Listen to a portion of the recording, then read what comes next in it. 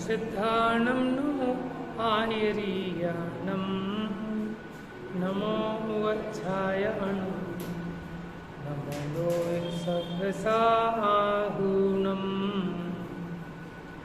वन्दितु सर्वसिद्धे ध्रुवमचलमणोऽमं गतिं पत्ते वोक्षामि समयपाहुः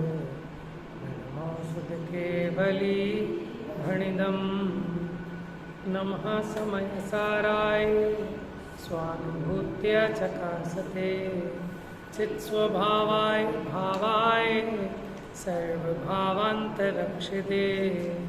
निज स्वरूप को परमरस जामे भरो अपार वंदो परमानंदमय समय सार अधिकार।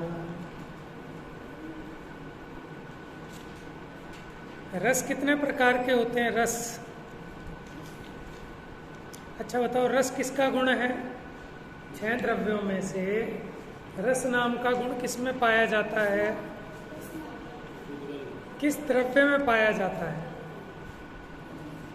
हाँ, जीव में होता है रस गुण।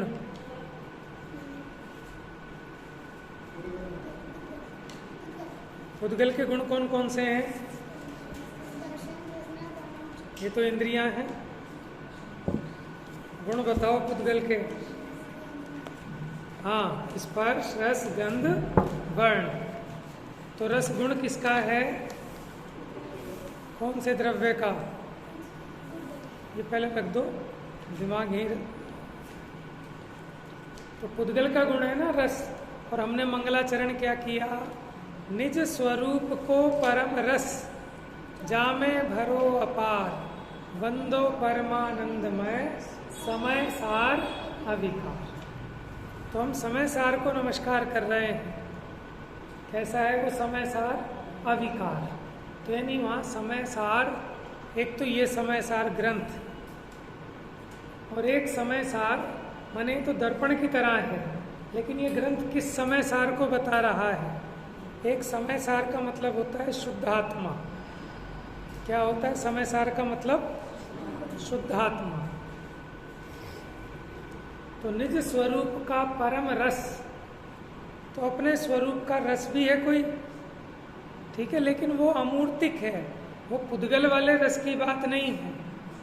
यहाँ रस का मतलब आनंद है। रस का मतलब आनंद है, गन्ने का रस नहीं।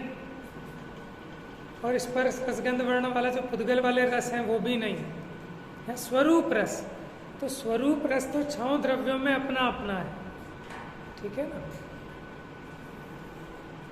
देखिए यहाँ अपनी जो चर्चा चल रही है समय सार जी में, कौन सा अधिकार चल रहा है अपना? सर्व विशुद्ध ज्ञान अधिकार। सर्व माने सभी प्रकार से, विशुद्ध माने विशेष शुद्ध ज्ञान।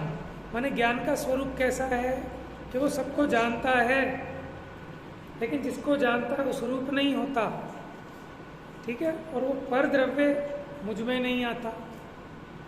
जैसे अग्नि, ठीक है, जहाँ लगी होती है, देखो उपले की अग्नि, चंदन की अग्नि, अग्नि में कोई फर्क है क्या? कि एक अग्नि शुद्ध एक अशुद्ध, भले ही ईंधन कैसा भी हो, लेकिन अग्नि तो अशुद्ध वस्तु को शुद्ध करने वाली है ना। अशुद्ध कोई भी चीज हो, कोई धातु, उसको शुद्ध करना हो तो अग्नि में पका लेते हैं।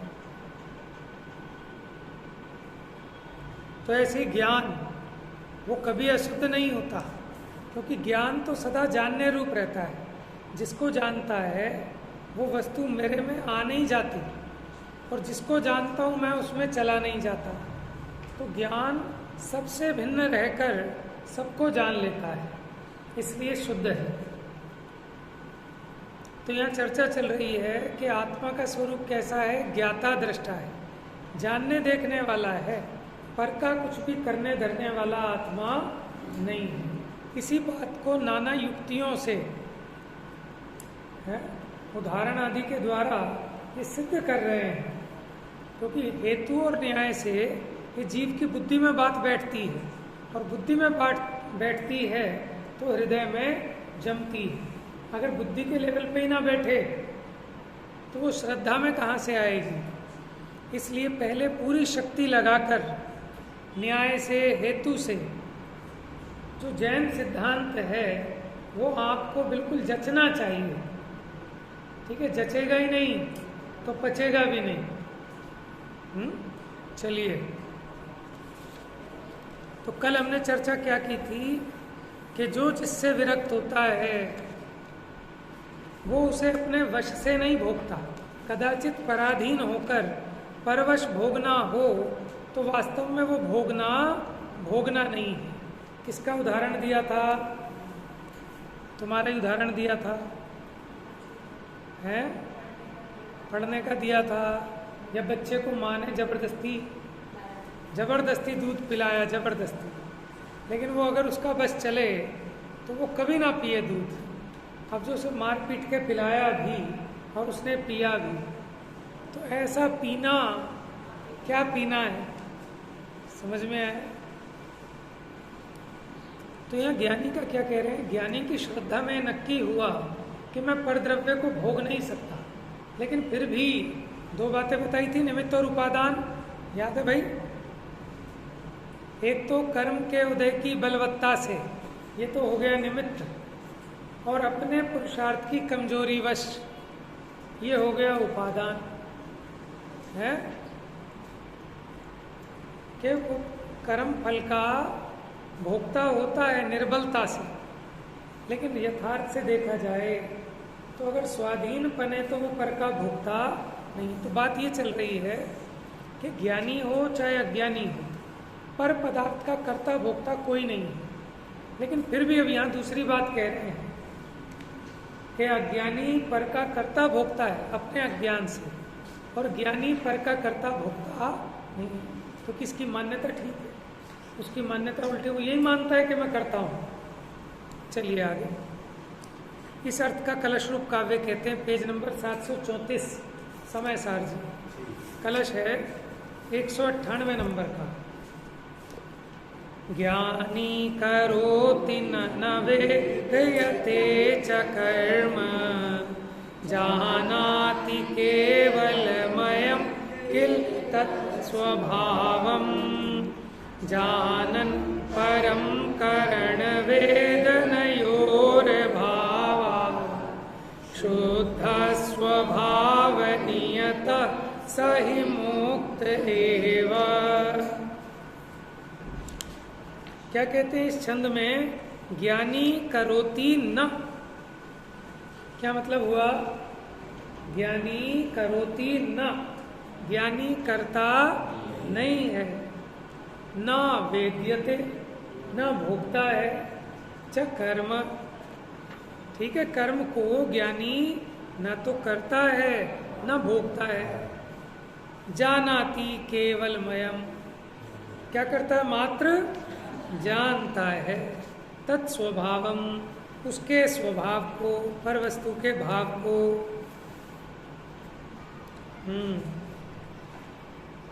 इसका अनुवाद पढ़ते हैं, कलश।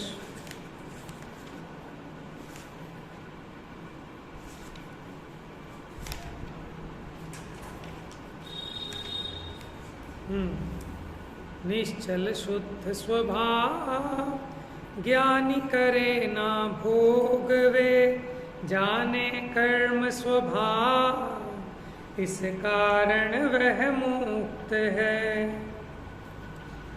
जानन परम करण वेदन योर भावात, माने पर को मात्र जानता ही है, कर्ता और भोक्ता नहीं है, शुद्ध स्वभाव में निश्चित है, इसीलिए वह मुक्त ही है। ज्ञानी को कह रहे हैं तो वो मुक्त ही है, श्रद्धा अपेक्षा तो मुक्त हो गया। ज्ञानी कर्म को ना तो करता है और ना भोगता है, वह कर्म के स्वभाव को मात्र जानता है। इस प्रकार मात्र जानता हुआ करने और भोगने के अभाव के कारण, कहाँ है बेटा उंगली रखो, करने और भोगने के अभाव के कारण शुद्ध स्वभाव में निश्चल, ऐसा वह वास्तव में मुक्त ही, वो अपनी सत्ता की अनुभूति अपने में करता है, देह आदि पर पदार्थों में नहीं करता, कर्म के उदय में नहीं करता। तो जब वो कर्म के उदय में अपनापना करता ही नहीं, तो वो कर्म होते हुए भी ना हुए के समान है ना। जैसे कोई जीते जी को भी कहता है कि तू मेरे लिए मर गया, समझ लो। तो मर गया मतलब कि तेरा मेरा आज से कोई लेना देना नहीं, कोई बोलचाल नहीं, कोई बातचीत नहीं। तो जीते हुए भी उसको कहते हैं मर गया। वो तोता मर गया था ना, तो मुक्ति हो गई नहीं हो गई उसकी। तो ज्ञानी वैरागी है माने जगत के लिए वो मरे जैसा है, इसलिए मुक्त है। आप जगत के लिए जीते हुए बन जाओगे तो फंसे ही रहोगे। ज्ञानी तो फंसा ही हुआ है, उसे फुर्सत नहीं है। और जो ज्ञानी है वो जगत में बुद्धू रहता है। जगत में बुद्धू रहता है तो उसे लोग हैरान परेशान भी कम करते हैं, वो है ना। बुद्धू बनकर जो रह जाओगे, बहुत विवादों से बच जाओगे। हम ज़्यादा अकल वाले बनते हैं ना, तो फंसते हो, झगड़े होते हैं। और जो बुद्धू बन के रह लेता है सारे विवादों से बच जाता है, अपना टाइम भी बचता है, उपयोग भी बचता है। समझ में है? इसलिए किसी से वाद विवाद करने की कोई गुंजाइश नहीं है। समझ में? अपने को ज्ञानी मत समझना, अज्ञानी समझ लेना, सुखी रहोगे। तो कैसी बात कर रहे हो? समय सार जी सामने विराजमान है और कह रहे हो अपने आप को ज्ञानी मत समझना, अज्ञानी समझ लेना। तो ज्ञानी अज्ञानी इस सेंस में है, झगड़ा मचाने के लिए मम जीभ पर विद्या बसी। उसकी बात कर रहे हैं कि ज्ञानी इसलिए नहीं बनना कि थोड़ा ज्ञान हो जाए, सबसे लड़ते झगड़ते फिरते हैं। अच्छा तू बड़ा अपने आप को ज्ञानी समझता है, अच्छा चलिए बता, ये जो चौथे नंबर की मार्गणा है उसके भेद गिना मेरे को कितने हैं, मैं भी देखूं कितना ज्ञानी है। समझ में? तू गलत कह रहा है, सही ऐसे है। तो भैया यह ज्ञानी का लक्षण है, इसलिए वहाँ बहस नहीं करना, वहाँ छोटे बन जाना कि भाई साहब अभी हमें कुछ नहीं आता, ठीक है ना, हम तो सीख रहे हैं। तो वाद विवाद के लिए इतनी कीमती चीज़ नहीं है खराब करने की। कोई महान रुचि पूर्वक, जिज्ञासा पूर्वक, है ना, पवित्र हृदय से समझना चाहे और आपको उस पर दया आए, तब आप थोड़ी सी बात कह देना, वो भी जोर जबरदस्ती कुछ नहीं है, ठीक है ना। ऐसे नहीं कि सब कुछ पकड़ते फिरो, क्या तुझे मैं समझाऊंगा बैठ, ये जोर जबरदस्ती का माल नहीं है। ये कहते हैं जैन दर्शन जबरदस्त है, लेकिन जबरदस्ती का नहीं है, ठीक है ना। जबरदस्ती से कुछ नहीं होने वाला। जिसकी पात्रता पकेगी, है ना, वो इसे स्वीकार करेगा, नहीं पकेगी नहीं करेगा। क्या जोर जबरदस्ती है? हमारा कल्याण सामने वाला सुधर जाए इससे होगा, या मैं सुधर जाऊं इससे होगा। और अपने को सुधारना अपने हाथ की बात है, और दूसरे को सुधारना नामुमकिन है। समझ में? हम भी सोचते हैं कि सब अपने हाथ का काम हो तो आदमी कर ले, लेकिन जो काम दूसरों से कराना है ना, बड़ा मुश्किल है, हमारे बस में। समझदार घरेलू महिला कहती है मैं अपने आप कर लूँगी अपना काम, लेकिन मेरे बस की नहीं है किसी कपड़े वाली से या झाड़ू वाली से। उन्हीं के नौकर बन के रह जाओ, बार बार अरे भैया यहाँ से कर दे, यहाँ गंदगी रह गई, वहाँ रह गई। तो काम वाली कितने बजे आएगी? आप वहीं बैठे रहो, ना मंदिर जाने के ना स्वाध्याय जाने के साथ। क्यों नहीं आ रहे? कि सेठानी है ना, कि बर्तन वाली आएगी इसलिए रुके हुए, कि नौकरानी वो है कि तू है, उसकी बाट हो रही है। अपने आप कर लो। कहते हैं ना, स्वाधीनता के समान सुख नहीं है और पराधीनता के समान दुख नहीं है। समझ में आया ना? माने हमें चपरासी से भी कोई काम कराना है ना, तो 2 बार बेल बजानी पड़ती है। वो भी कहता है सर अभी आ रहा हूँ, खाना खा रहा हूँ जरा। तो इतने में लगता है यार इतने में तो हम ही उठ के कर लेते, नहीं समझे? तो स्वयं को सुधारना बहुत सरल है और दूसरे को सुधारना कठिन नहीं, नामुमकिन है। क्योंकि एक द्रव्य दूसरे द्रव्य को सुधार, और लेकिन हम किस चीज में लगे हैं? सबको सुधारेंगे, सबको सुधारेंगे। और जो ज़्यादा समझदार हैं वो अपने घर को नहीं सुधारते, वो दूसरों के घरों को सुधारते हैं, वो ज़्यादा बड़े दुखी हैं। समझ में आया? जितने नेता नाम के प्राणी हैं उनकी बदौलत उनके घर में आग लगे, उनका बच्चा जहाँ मर्जी जाकर जुआ खेले, शराब पिए, उन्हें कोई मतलब नहीं। लेकिन उन्हें पड़ोसी का और मोहल्ले का और देश का बड़ा ध्यान है कि फला के बच्चे बहुत बिगड़ रहे हैं, जैन साहब समझा लो, आपके बेटे की हरकतें ठीक नहीं है, आपकी बिटिया ट्यूशन पढ़ने जाती है, ठीक नहीं है, मैंने देखा है उसे।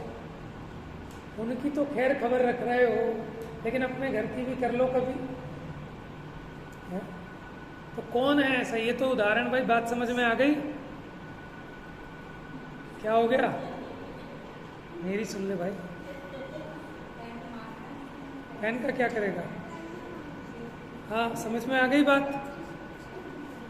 क्या समझ में? मेरे से पूछो।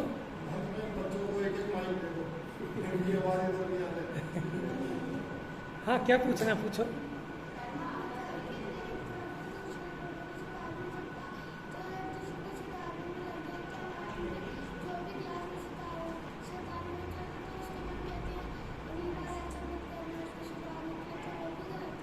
हाँ जी, प्रश्न सुन लो। प्रश्न क्या है? मेरे से पूछा करो बेटा, ठीक है ना? मैं थोड़ा यहाँ पे ज़्यादा जानता हूँ, तो मेरे से पूछो। तो प्रश्न अच्छा है कि जब आपने कहा कि एक द्रव्य दूसरे द्रव्य को सुधार नहीं सकता, कुछ कर नहीं सकता, तो क्लास में मैडम सुधारने के लिए जोर देती है कि बेटा आज के बाद सुधर जाओ, ये गलती मत करना। तो मैडम भी गलत करती है कि सही करती है? आप बताओ, सही करती है कि गलत करती है? अच्छा, मेरे ऊपर कह रहे हैं। हाँ, देखो बात क्या है, माने 100% सच्ची बात है। अगर सुधार सकती तो सबको सुधार लेती। आज मैडम ने कहा, फिर कल दोबारा भी कहना पड़ता है, और पूरा साल ऐसे ही निकल जाता है। मैडम कह कह के थक जाती हैं और वो बच्चे सुधरते नहीं हैं। अगर मैडम के सुधारने से सुधर जाते तो सब सुधर गए होते। ये तो क्लास के बच्चे हैं, मैडम के अगर अपने बच्चे जो होंगे घर पे, यहाँ तो स्कूल के बच्चे को ठोक नहीं सकती मैडम, पाबंदी है सरकार की, लेकिन अपने बच्चों को तो ठोक सकती है। वो कौन सा सुधर जाते हैं? तो बताओ, किसी के सुधारने से सुधरता है कोई? ये मोह का खेल है। जब तक मोह है, राग है, तो भाव आता है समझाने का, कहने का। और जब वो राग चला जाएगा, वीतरागी हो जाएंगी मैडम तुम्हारी, तो कुछ नहीं कहेंगी। ज्ञानम जो मर्जी करे, मैडम को कोई मतलब ही नहीं होगा। समझ में? मुनिराज को किसी से कोई मतलब नहीं है। कोई कितनी आफत करे, कोई किसी का बिगाड़ करे, सुधार करे, उन्हें फुर्सत नहीं। चल रहा है ना पंच परमेष्ठी वाला पाठ आपका, कि क्या करते हैं मुनिराज के मुख्यपन अपने शुद्ध उपयोग में ही लीन रहते हैं, ध्यान में ही तत्पर रहते हैं। कभी कभी रागांश के उदय से कभी थोड़ा बहुत राग आ जाए जरा सा, है तो जो धर्म के पिपासु जीव हैं, जिन्हें धर्म की अत्यंत रुचि है, उनको क्या करते हैं? उनके हित की, ठीक है ना, उनके हित का उपदेश देते, वो भी थोड़ा सा, क्योंकि अति सर्वत्र वर्जयेत। ज़्यादा भी समझाओ ना तो बच्चे अपने दुश्मन बन जाएं, इसलिए सोच समझ के समझाना चाहिए। वो कहते हैं ना, सीख दे बानरा और घर भैया का जाए। क्या मतलब हुआ? भैया नाम का एक पक्षी होता है, चिड़िया टाइप, ठीक है। एक दिन बहुत बारिश हुई, चिड़िया तो अपने घोंसले में बैठ गई। अब बंदर का तो कोई घोंसला है नहीं, तो वो बारिश में भीग रहे थे। तो जो बया पक्षी होता है उसने उसे शिक्षा दे दी, बंदर भैया, भैया या मामा एक ही बात है, कि भैया तुम्हारे तो इंसानों जैसे हाथ पैर हैं कि तुम अपना कुछ घोंसला घर कुछ क्यों नहीं बना लेते। तो बंदर बुरा मान गया कि ज़्यादा इतरा रही है अपने घोंसले पे। अब देख, अगले दिन जब वो उड़ के गई दाना लेने, तो बंदर ने उसका पूरा घर तहस नहस कर दिया। तो उससे वो बात बन गई कि जो दुर्जन हैं उनको कभी शिक्षा नहीं देना, आपका ही नुकसान करेंगे। समझ में आया ना? तो आप देख लो, जिसको ज़्यादा सुधारने का राग है वो ज़्यादा दुखी है। घर पे महिलाएं बच्चों पे चिल्लाती रहती हैं पूरे दिन और चिल्ला चिल्ला के थक जाती हैं, और फिर भी जरा सा भी सुधार नहीं आता बच्चों में। क्यों? कि तुम्हारा मोह है कि जो तुम चिल्ला रहे हो, तुम्हारे चिल्लाने से 1% नहीं सुधरने वाला। और जिनके आगे पीछे कोई चिल्लाने वाला नहीं है वो भी इतने सुधरे हुए बन जाते हैं, पूछो ही मत, जिन्हें कोई सुधारने वाला नहीं है। क्योंकि सुधार स्वयं से होता है। अपनी भूमिका में राग आता है, ठीक है, लेकिन उससे उसके सुधरने बिगड़ने का कोई मतलब नहीं। तो हम तो ये कह रहे थे कि भैया अपने को अज्ञानी मान लेना, कहने से कुछ नहीं होता। और देखा जाए तो क्षयोपशम ज्ञान है। अभी हम किस चीज़ पे बहस कर सकते हैं? माने जरा सा अभी एक चोट लग जाए तो सारा ज्ञान धरा रह जाएगा यहीं पर। तो किस चीज़ का गुमान करे जीव?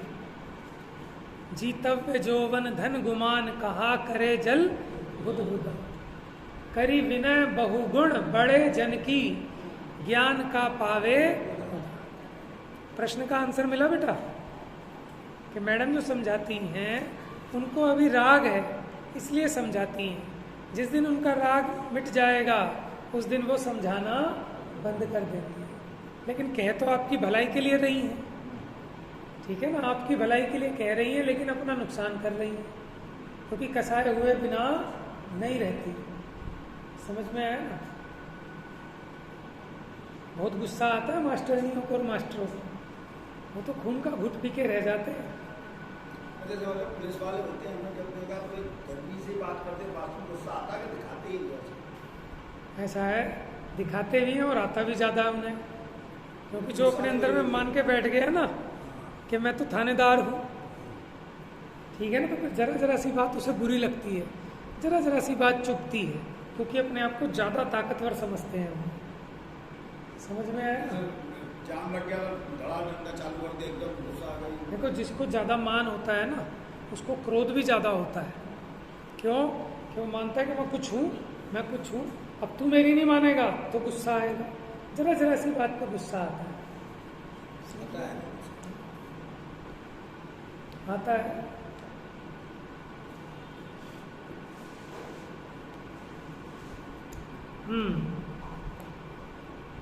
तो ज्ञानी कर्म को न तो करता है न भोगता है, वह कर्म के स्वभाव को मात्र जानता है, इसीलिए तो सुखी है, उसी का नाम ज्ञानी है।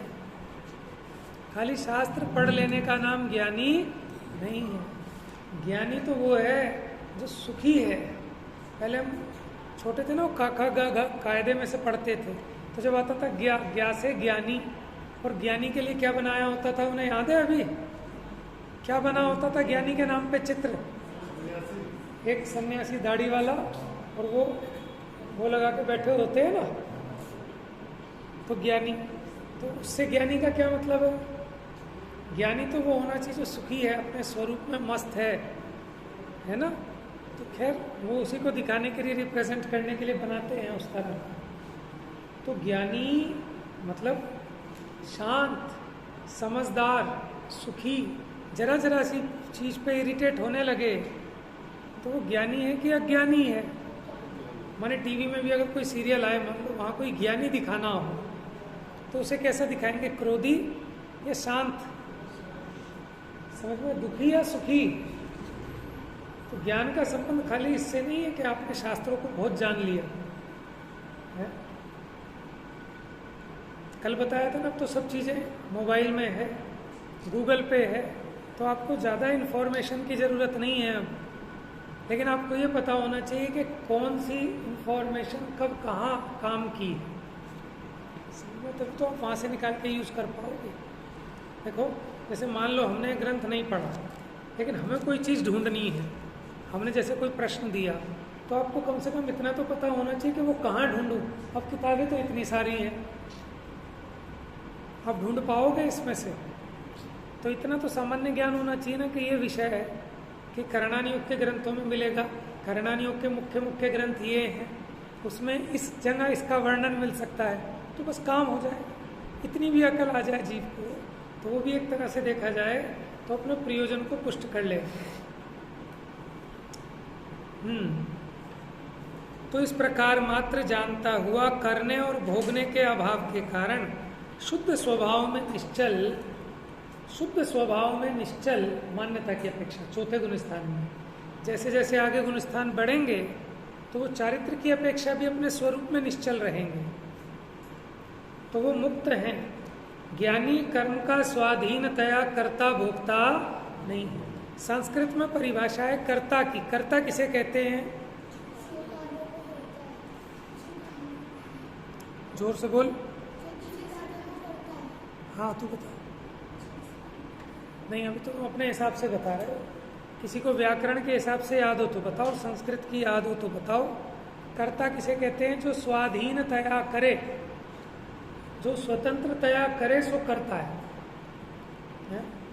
मैं जब टीचर ट्रेनिंग के लिए तैयारी कर रहा था तब मैंने पढ़ी वहाँ, दोबारा से हिंदी व्याकरण जब पढ़ी टेस्ट देने के लिए, तो वहाँ पढ़ी वो परिभाषा ये थी, जो स्वतंत्रतया करे, स्वतंत्रतया यानी स्वाधीनतया करे वो करता है, और वो जिस भाव को प्राप्त करता है वो कर्म है।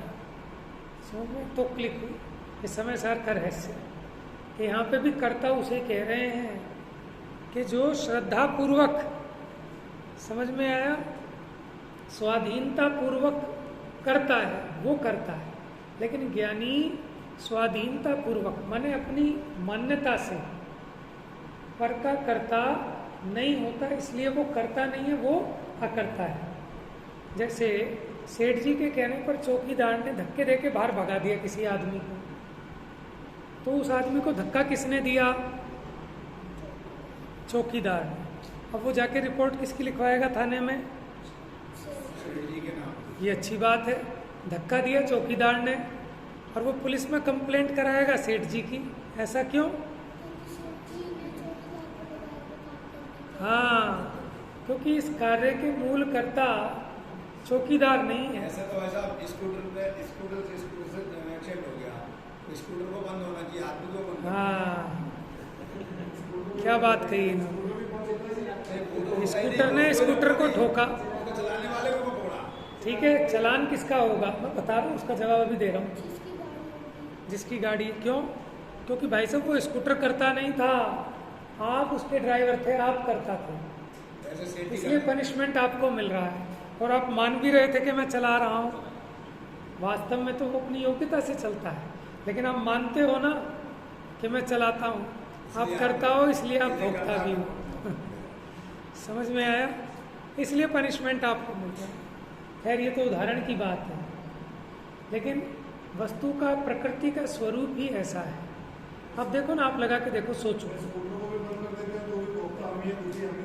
बताओ, स्कूटर तो भोग नहीं रहा, उसको उठा के मेरे स्कूटर को बंद कर दिया थाने में, तो दुखी कौन हो रहा है? समझ में आया?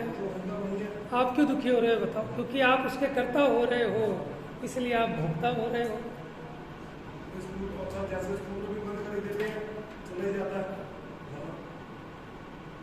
समझ में? आप देखो ना खुद, आप दुखी काहे से होते हो? कि परद्रव्य के कारण दुखी नहीं होते, आप अपने उसमें एकत्व के कारण दुखी होते हो, आप अपनी भोक्ता बुद्धि के कारण उसमें दुखी होते हो। क्या क्या दुख दे रही है कोई चीज़ आपको? कई बार ऐसा होता है ना, घर में कोई चीज़ रखी है, आपको आंखों में चुभने लगती है। कितनी बार कहा है इस अलमारी को उठा के यहाँ से हटाओ, यहाँ से, कि भाई तुम्हें क्या कह रही है वो? नहीं, हटाओ इसे। तुम्हें क्या दुख दे रही है? काहे को दुखी हो रहा है? बताओ काहे से दुखी हो रहा है? वो अलमारी उसे छेड़ रही है, अलमारी उसे कुछ कह रही है कि यहाँ से हट जानी चाहिए कल, नहीं तो या तो मैं नहीं या अलमारी नहीं है। बताओ क्यों भोग रहा है वो? मतलब किस किस चीज़ से दुखी होता फिरता है। इसीलिए वो व्यवस्थित वस्तु व्यवस्था इसको पसंद नहीं आती, अपने हिसाब से फेर फार में लगा रहता है, और इसी उधेड़ बुन में पूरा जीवन ऐसे ही चला जाता है। फिर अंत समय पछताता है। जैसे वो बच्चा 10 दिन की छुट्टी मिली है एग्ज़ाम की तैयारी करने के लिए, अरे अभी तो 10 दिन है, कल कर लूँगा, अरे अभी तो 8 दिन है, अभी तो 6 दिन है, अभी तो 5 दिन है। तैयारी तो लास्ट के 1 घंटे में ही होती है, समझ में? और फिर नींद आने लगती है और ऐसे गुजर जाती है। अब उसके प्राण पखेरु उड़ते हैं, पेपर में लिखूँगा क्या? ऐसे ही जीव का होता है। अरे अभी तो कर लेंगे, अभी कौन सा मर रहे हैं, अभी कर लेंगे कर लेंगे। ये कर लेंगे कर लेंगे कब कर लेंगे? जब यम के दूत पकड़ लेंगे, जब यमराज आके पकड़ के ले जाएगा तब क्या करोगे? यही तो मान रहे हैं ना, हमारी भी निकल गई, सबकी निकल रही है, और यही सोच रहे हैं कि अब शायद आगे थोड़े फ्री हो जाएंगे, फिर करेंगे फिर करेंगे फिर करेंगे। यमराज यमराज तो बाद में आएगा, सुनो, पहले यमराज की चिट्ठी आती है, सुनो, पहले यमराज की चिट्ठी आती है, पता है आपको? हाँ, चिट्ठी क्या आती है यमराज की, लेकिन आपको पढ़नी नहीं आती।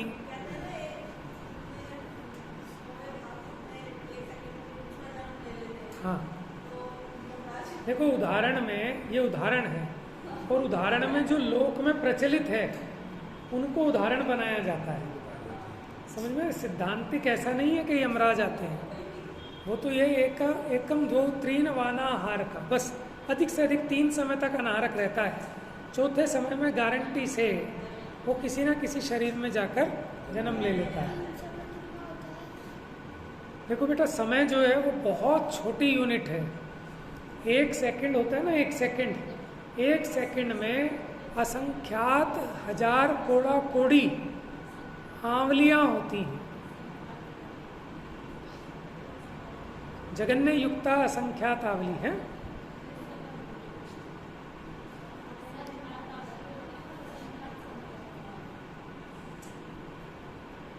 संख्यात हजार कोड़ा कोड़ी आवलियां होती हैं 1 सेकंड में, और 1 आवली में जगन्य युक्ता असंख्यात समय होते हैं।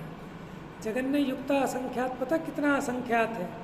कि जो द्वीप समुद्र है ना, जितने द्वीप समुद्र है आप उनकी गिनती करते चले जाओ, करते चले जाओ, तो वो असंख्यात है। लेकिन वो कौन सा असंख्यात है? वो ये वाला असंख्यात है, जगन्य युक्ता असंख्यात। 21 प्रकार की होती हैं गिनतियाँ, माने अनंत, संख्यात, असंख्यात, फिर परिता असंख्यात। तो करना नहीं होगा विषय पढ़ाया था एक बार,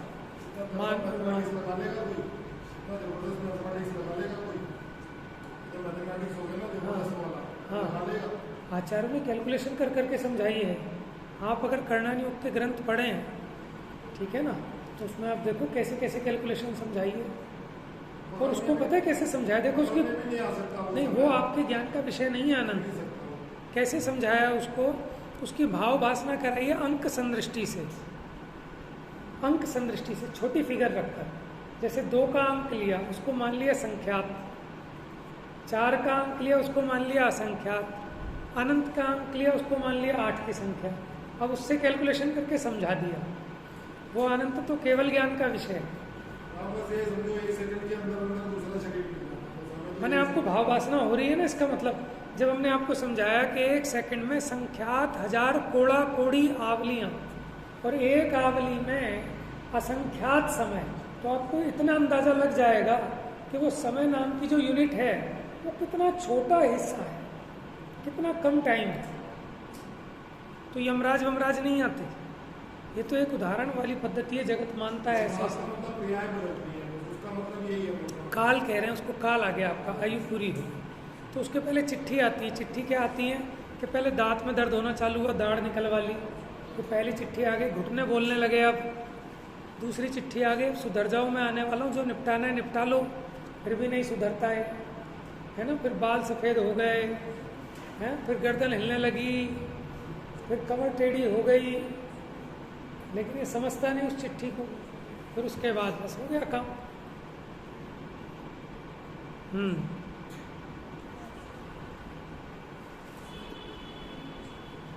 तो ये बात बड़ी इंपॉर्टेंट है कि जो स्वाधीनतया करे वो करता है। स्वाधीनतया माने अपनी उस मान्यता पूर्वक। लेकिन ज्ञानी की पर द्रव्य को, यद्यपि ज्ञानी को भी भाव आया कि इसका भला कर दूं, इसे धर्म का उपदेश दे दूं, इसे धर्म में लगा दूं, ठीक है, आया। लेकिन ऐसा भाव आने पर भी वो उस भाव को करते हुए भी वास्तव में उसको करने का श्रद्धान नहीं रखता, करना नहीं चाहता, वो राग रूप भाव, इसलिए वो उस भाव का भी अकरता है, मान्यता की अपेक्षा, श्रद्धान की अपेक्षा। श्रद्धान में उस राग को हे मानता है, लेकिन होता है। होते हुए का भी ज्ञाता है, करता नहीं। तो ज्ञानी कर्म का स्वाधीनतया करता भोक्ता नहीं है, मात्र ज्ञाता ही है। इसलिए वह मात्र शुद्ध स्वभाव रूप होता हुआ, मान्यता में शुद्ध स्वभाव रूप होता हुआ मुक्त ही है। कर्म उदय में आता भी है, फिर भी वह ज्ञानी का क्या कर सकता है? जब तक निर्बलता रहती है तब तक कर्म जोर चला ले, किंतु ज्ञानी अपनी शक्ति बढ़ाकर अंत में कर्म का समूल नाश करेगा ही। देखो, जैसे रावण का रोल कर रहा है और वो कहता है हा हा हा मैं तुझे जान से मार दूंगा, और उस पर तीर चलाता है और धड़ाम वो मर जाता है। ठीक है, अब वो रावण जो बना है वो मार रहा है कि नहीं मार रहा? कि वो नहीं मार रहा, वो तो डायरेक्टर ने जो डायलॉग दिए हैं वो डायलॉग बोल रहा है। समझ में आया? भीतर की मान्यता में भी मार नहीं रहा, और कई बार डायलॉग उसके ऐसे हों कि उसको खूब गाली देनी है, ठीक है, लेकिन वास्तव में तो पक्का मित्र है, देता नहीं है। तो माने वो एक स्वांग है, लेकिन वो स्वांग भी ऐसा कर्म के उदय की बलवत्तावश है। जब अपनी सामर्थ्य बढ़ जाती है, जब उस पर पैसा आ जाता है, तो अब उसकी अपनी चलती है। डायरेक्टर से कहता है राम का रोल करूंगा, कराना है कराओ, नहीं तो किसी और को ढूंढ लो। तो फिर डायरेक्टर भी उसकी सुनता है, साहब आप जैसा चाहें वैसा करो। यानी वो है ना, रे कर्म तू अपना क्या, रे कर्म अपने ठाठ तू दिखाता है किसे, प्रतिकूलताओं का भी भय दिखाता है किसे। तो ज्ञानी को क्या दिखा रहा है? ज्ञानी नहीं डरने वाला। यह ज्ञानी है जिन्हें तू दबा लेता है। ज्ञानी तो भेद ज्ञान शक्ति से संपन्न है, कितना ही भारी कर्म का उदय आए, लेकिन वो भेद विज्ञान करके अपने को दुख से बचा लेते हैं।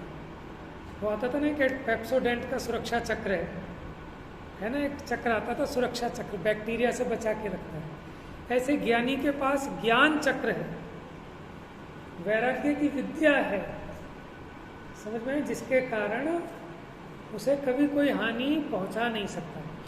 जब यहाँ तीर्थंकर का जन्म होना होता है तो वहाँ 6 महीने पहले कहाँ नरक से मान लो आएंगे वो श्रेणिक राजा, महापद्म नाम के पहले तीर्थंकर होंगे यहाँ, अगली 24वीं जो आएगी उत्सर्पणी काल की। तो जन्म होने से 6 महीने पहले नहीं, गर्भ में आने से, क्योंकि जब गर्भ में आए तो वहाँ से तो मरण हो गया ना, तभी तो यहाँ आ गए गर्भ में। एक दिन बताया था ना, हमारे यहाँ जन्म कब, जब गर्भ में आया तो ही जन्म हो गया, क्योंकि वहाँ से तो निकल गया ना वो। माता के गर्भ में आया तो गर्भ में आने से 6 महीने पहले वहाँ देवो पुनीत कोट की रचना हो जाती है, जैसे पेप्सोडेंट का सुरक्षा चक्र। समझ में आया? देखो नरक में भी कैसी प्रकृति की व्यवस्था है। 6 महीने पहले कोट बन जाता है।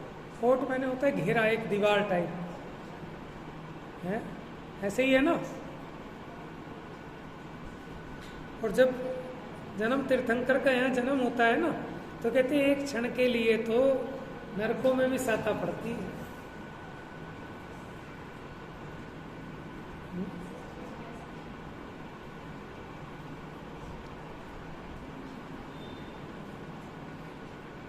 तो हम ये कह रहे थे कि ज्ञानी को कोई दुखी नहीं कर सकता। दुखी होने के लिए आप तभी दुखी कर सकते हैं जब वो दुखी होने के लिए तैयार हो।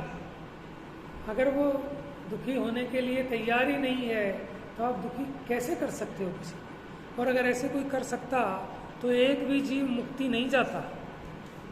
कितनी कोशिश की सबने, सीता ने ही श्री राम को रोकने की कितनी कोशिश की कि दोनों साथ में जाएंगे मोक्ष। देवगति से आई, सीता का रूप बनाया, नाना प्रकार से उनकी उपसर्ग था वो तो, लेकिन वो तो केवल ज्ञान लेकर चले गए। ठीक है ना? तो कर्म का उदय भी हमारा कुछ नहीं बिगाड़ सकता। ये जो पीछे गाथा चली थी इसकी तात्पर्य वृत्ति टीका देखिए। Page number 735। परम तत्व ज्ञानी जीव माने जिसको अपने स्वरूप की खबर है। संसार, शरीर, भोग, रूप, तीन बातें आई है ना, संसार, शरीर, भोग, रूप, त्रिविध, तीन प्रकार से वैराग्य से संपन्न होकर, माने संसार से विरक्त होता है, शरीर से विरक्त होता है और भोगों से विरक्त होता है। अब मेरा प्रश्न है कि क्यों विरक्त होता है इनसे, क्यों विरक्त होता है? हाँ, क्योंकि वो ज्ञानी है, उसको ज्ञान है कि ये मैं नहीं हूं, इनमें मेरा सुख नहीं है, तो इसलिए उसमें आसक्त नहीं होता, उससे विरक्त होता है। और अज्ञानी ये मानता है कि मेरा सब कुछ इसी में है, संसार में, शरीर में और भोगों में। तो इनके छूटने पर उसको क्या लगता है कि मैं मर गया। यही तो छूटते हैं, ये शरीर छूटा और इस पर्याय के भोग छूटे, तो क्या कहता है मैं मर गया, उसी में अपना मरण मानता है। जीते जी भी अगर ये सब चले जाएं, छूट जाएं, तो छाती पीट के रोता है कि मैं मर गया। हाँ, क्यों मर गया? क्योंकि तूने इससे अपनी जिंदगी मानी थी और ये चली गई तो तू मर गया।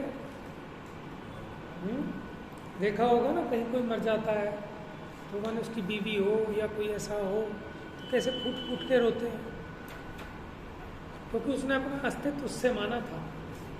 लेकिन ज्ञानी ने अपना अस्तित्व अपने से माना है, इसलिए वो इससे विरक्त है, संसार से भी, शरीर से भी और भोगों से भी, है ना। और अज्ञानी वो फंसा हुआ है और सोचता है कैसे छूटे। मान्यता तो पलटता नहीं, लेकिन इनको छोड़ना चाहता है तो छूटते नहीं, उसी के सपने आएंगे, है। जबरदस्ती छोड़ भी दिया तो फिर घुट घुट के जीता है और पाप बांधता है। बाहर से तो छोड़ दिया, लेकिन यहाँ तो रखे हैं क्या, ये भोग, 5 इंद्रिय के विषय भोग, बाहर में छोड़ने पर भी यहीं रखे हैं उसके।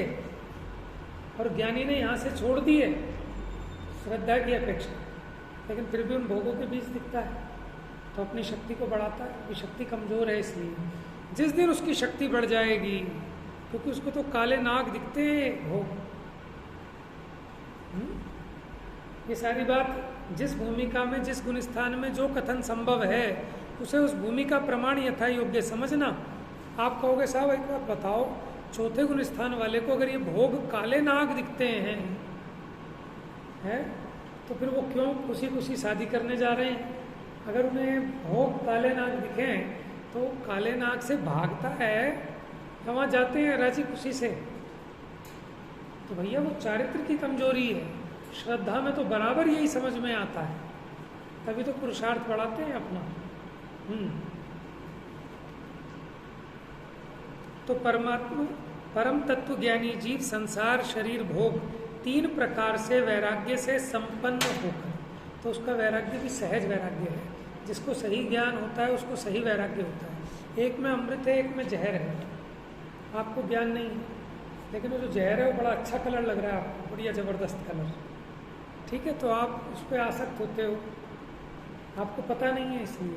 लेकिन कोई बता दे साहब कोबरा सांप का जहर है, आपको अच्छा तो लग रहा है, बड़ा डार्क ग्रीन कलर है? लेकिन मर जाओगे टच होते ही, तो आप उससे विरक्त हो जाते हो कि नहीं हो जाते? आपको क्या फ्री में टेस्ट करा रहे हैं, कर लो थोड़ा सा टेस्ट। भैया नहीं, बिल्कुल नहीं चाहिए, है ना। अब बच्चा आसक्त होता है कि चमकती हुई लाइट देखकर, चिंगारी निकलती देखकर, है, हाँ, नहीं करेगा।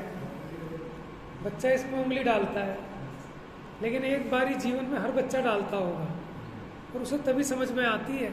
माँ बाप कितना ही समझाएं, क्यों भाई, मम्मी पापा ने सिखाया कि बेटा इसमें उंगली नहीं डालना स्विच खोल के, लेकिन हर बच्चा एक बार करंट खाता है तब उसके दिमाग में सेट बैठती है बात कि खतरनाक चीज़ है कोई। ये मम्मी पापा ठीक कहते थे, समझ में आया? उसे कहते हैं भाव भासना।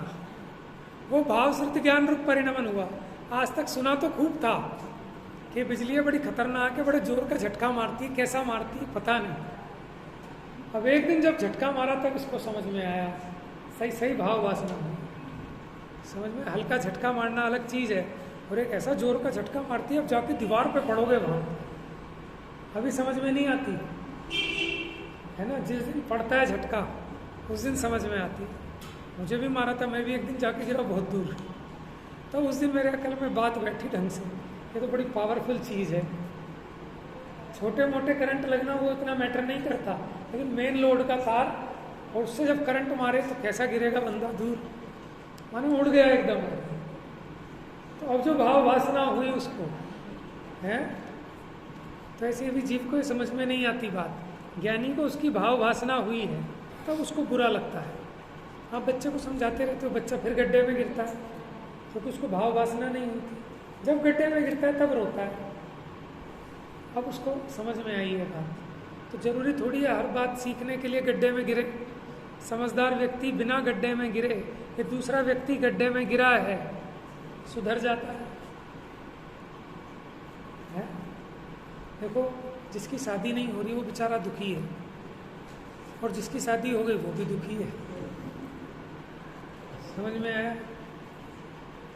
और गजब की बात, मखौल बनाते हैं सब, वो गाना चला लेते जब से हुई है शादी, माने किसी की शादी हुई हो, छोटे बच्चे हों, तो बेचारा एक हाथ में इस बच्चे को संभाल रहा है, एक में उसको, एक में बैग पकड़ रहा है, तो बाकी लोग उसके मज़े बनाते हैं, गाने चला चला के जब से हुई है शादी है, आफत हुई है, कपड़े धो रहा हूँ, बर्तन मांज रहा हूँ, बच्चे खिला रहा हूँ, ठीक है। लेकिन जो मजाक बना रहा है वो अंदर में फिर किसी से कहता है मेरे तो कोई रिश्ते ही नहीं आ रहे, मेरी भी शादी करा दो। कि एक तरफ तो तू ये कह रहा है कि शादी करने में दुख है, इसका मतलब तू बस कह रहा है, तुझे भाव वासना नहीं है, तुझे भी आनंद दिख रहा है, तभी तो चक्कर में लगा हुआ है कि मेरी भी कोई करा दो साहब। कोई नहीं रोता, कौन रो रहा है? ये सब कहने की बात है। अभी बीवी मर जाए जो खूब रो रहा है ना, आज उसकी बीवी मर जाए, देखो कैसे फूट फूट के रोएगा। ये सब कहने की बातें हैं, ये ऐसे ही कहता है। तो भाव श्रुत ज्ञान नहीं है, इसको परिणाम अनुस्तर। बात समझ में आ रही है भाव वासना की? तो ये कह रहे हैं कि ऐसे अज्ञानी है, वो बातें कहता है, लेकिन उसको उस बात की भाव वासना नहीं है कि क्या कह रहा हूँ। मखौल बनाना अलग बात है, ठीक है, लेकिन ये कल्पना से भी इसके रोंगटे खड़े हो जाएंगे।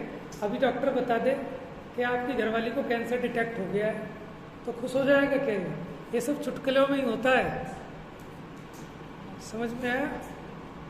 सब भूल जाएगा, दुकान धंधा सब वहीं सेवा में लगा रहेगा। समझ में आया? कि कहने की बात अलग है, उपकार भी तो है भैया, रोटी मिलती है तुम्हें दोनों टाइम की। कहाँ से?